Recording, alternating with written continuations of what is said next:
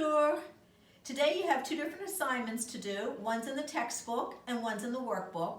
And before you get started, I'd like to go over the vocabulary on the top of 259 that you're going to use for the sentences for today's assignment. The first word is tous les jours, every day.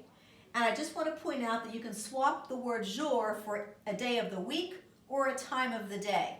For example, if you wanted to say every Friday, you would say tous les vendredis.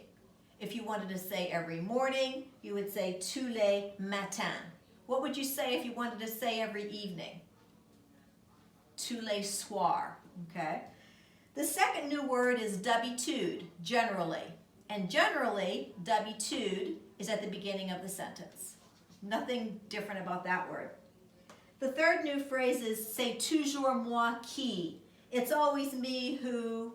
C'est toujours moi qui fais la cuisine. It's always me who does the cooking, okay?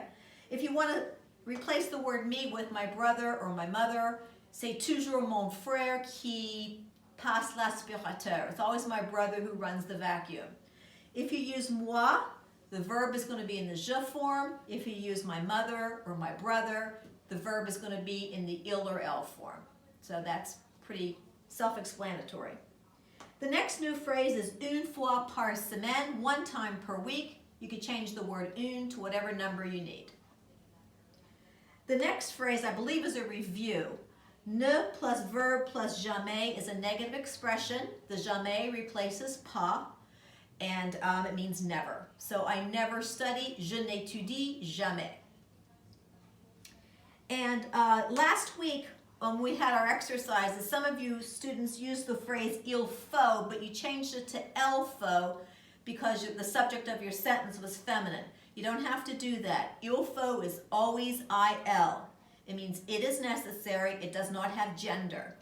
Il faut is always followed by an infinitive, and that's about all there is to it, really. It can mean it is necessary or one must.